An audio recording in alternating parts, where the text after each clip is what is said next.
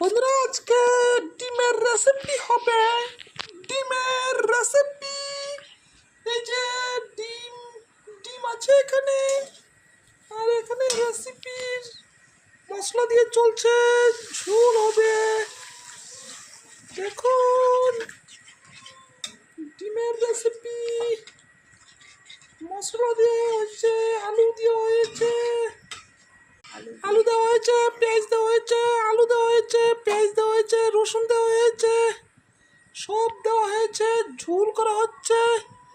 তারপরে ডিমগুলো ছেড়ে দেবো একটা একটা করে। দেখুন, দিয়ে দেবো আমরা একটা একটা করে। একটা,